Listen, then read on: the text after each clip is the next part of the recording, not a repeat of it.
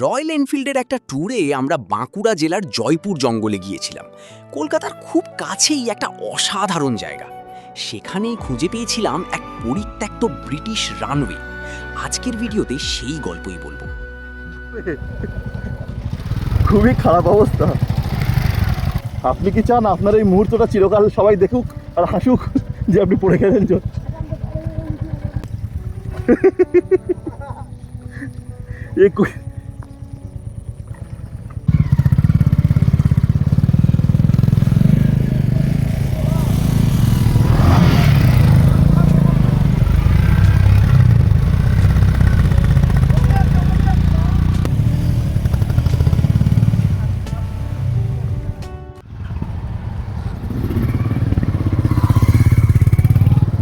খাওয়া দাওয়া শেষ করে এবার আমরা বেরিয়ে পড়লাম ওই বিদেশি এয়ারফিল্ডটা দেখার জন্য। এখান থেকে 10 কিলোমিটার মতো পড়বে। কতক্ষণ আর লাগবে, বেশিক্ষণ লাগবে না। ওয়েদারটাও দুর্দান্ত আছে, বৃষ্টি হয়নি।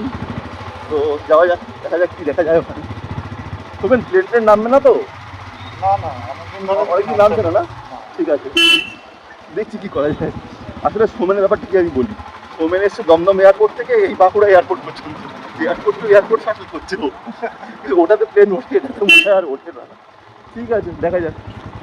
আমরা বনরত্নের রিসর্ট থেকে বেরিয়ে পড়লাম। এখন বাজে বিকেল 4:15। আমরা ম্যাপের লোকেশনটা সেট করে নিয়েছি।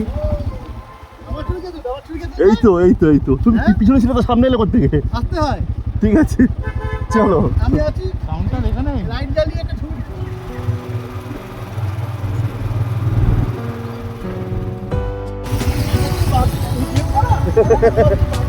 এগিয়ে চলো।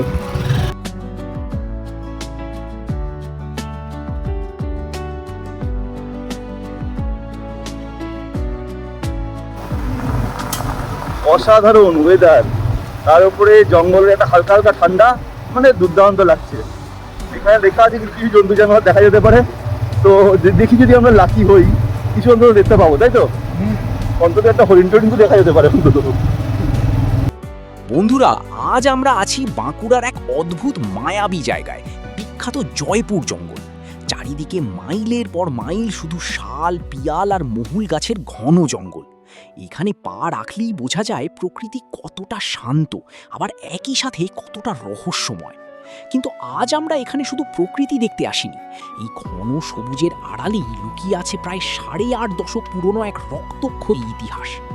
দুপুরের খাবার শেষ করে আমরা সেই দ্বিতীয় বিশ্বযুদ্ধের সময়কার ব্রিটিশ এয়ারফিল্ড খুঁজতে বের হলাম। একটা শুনশান পিচ ঢালা রাস্তা সোজা জঙ্গলের বুক চিরে চলে গেছে।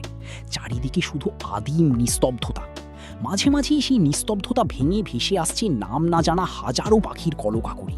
আর তার সাথেই ব্যাকগ্রাউন্ডে একটানা বেজেই চলেছে ঝিঁঝি পোকার ঝিঁ শব্দ, যেন জঙ্গল নিজেই ফিসফিস করে আমাদের স্বাগত জানাচ্ছে। কিন্তু আমাদের গন্তব্য আরও গভীরে, যেখানে সাধারণ টুরিস্টরা সহজে পা বাড়ায় না।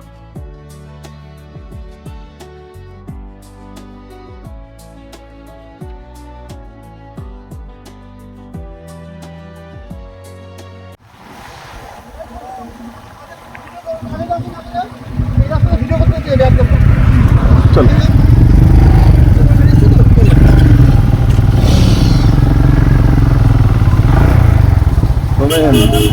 যদি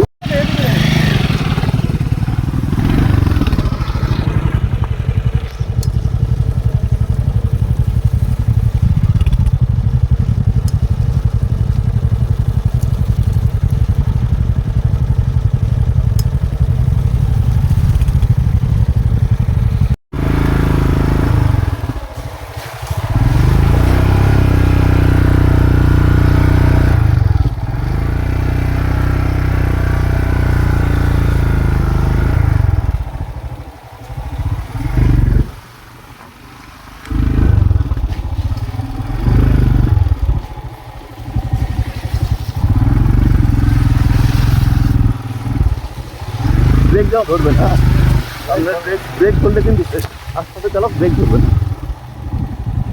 ব্রেকে ভুলেও হাত দেবে না, তাহলে হচ্ছে। হ্যাঁ, এটা বলে 5-4 সেকেন্ডের মধ্যে গিয়ার রাখবে, তাহলে দেখে অসুবিধা হবে। Extreme of roading.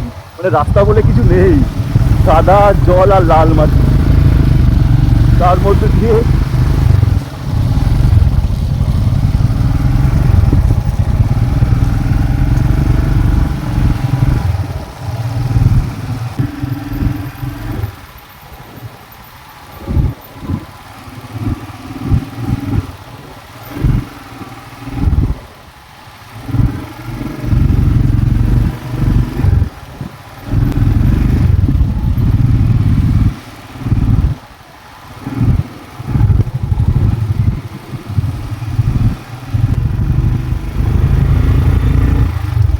লাগলে ক্লিয়ার ভিউটা পাচ্ছি একটা অবস্ট্রাকশন হয়ে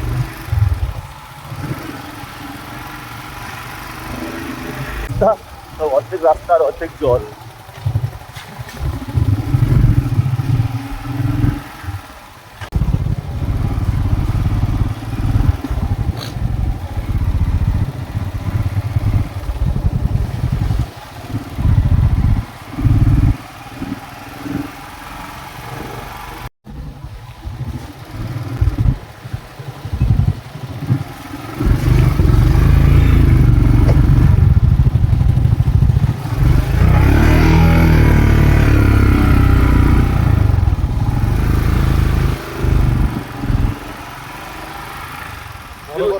হ্যাঁ হ্যাঁ অনেকটা কষ্ট, যেমন সিস্টির চালানো দেখলে কোন চাকাটা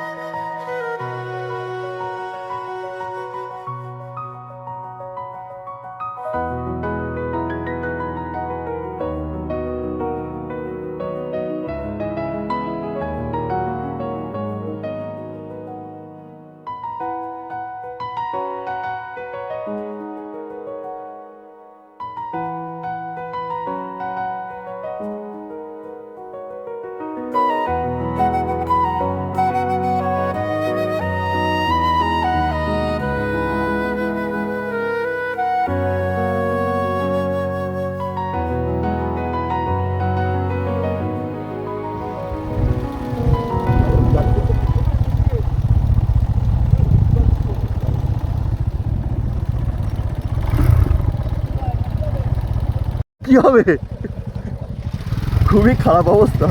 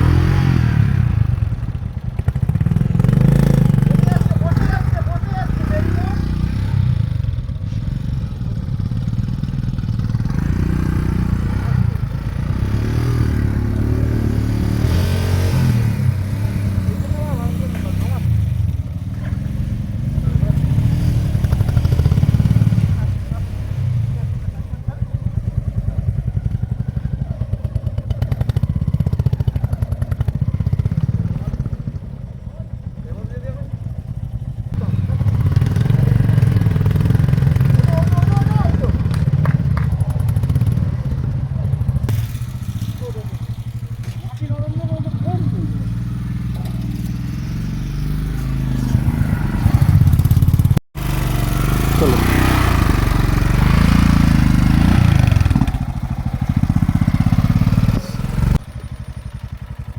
এ দাঁড়ান,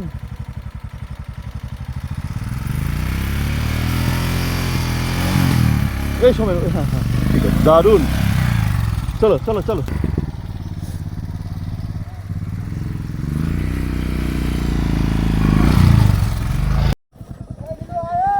খুবই বাজে অবস্থা, কিচ্ছু খুঁজে পাচ্ছি না, মাঝপথে রাস্তা ফাস্তা হারিয়ে গেছে, আর কাদা জল।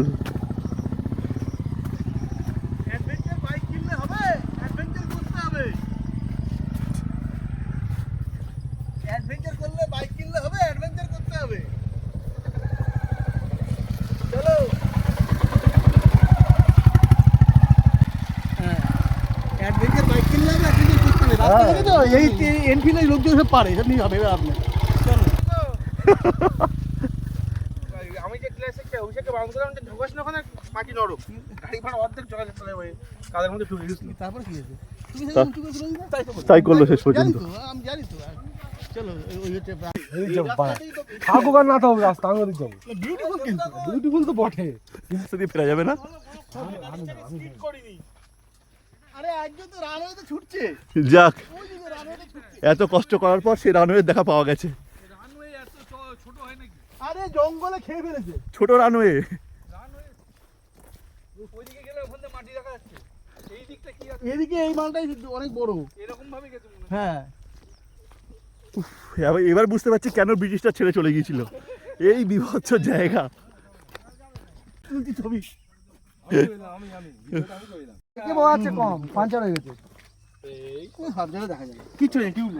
আমি এই প্রথম দেখলাম এয়ারপোর্টে এসে প্লেনের টাকা টায়ার পাংচার না হয়ে বাইকের চাকা পাংচার হয়, এই প্রথম দেখলাম।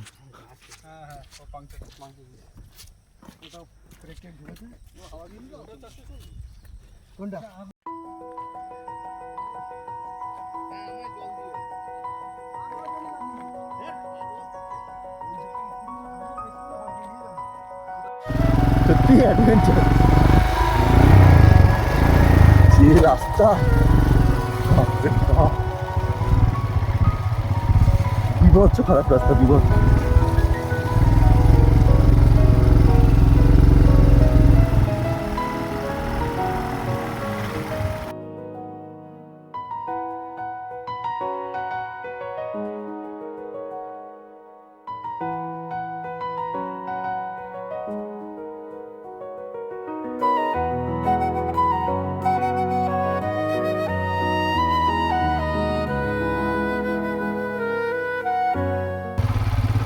স্টিক কাটলে এই সময় পা ফেলে দেবে, বুঝলে? তাহলে অন্তত ওই যে একজন আউট। হ্যাঁ, ওখান থেকে কিন্তু স্লিপ আছে, প্রচণ্ড স্লিপ আছে।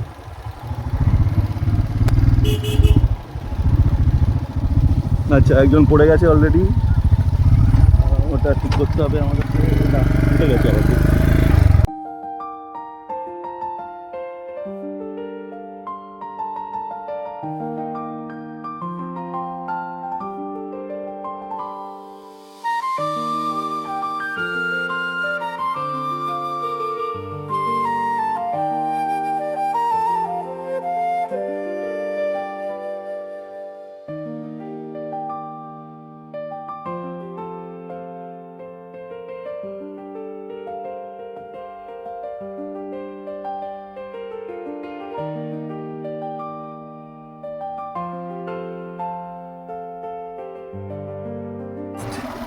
আমরা এসে পৌঁছালাম সেই বিখ্যাত এয়ারবেসে।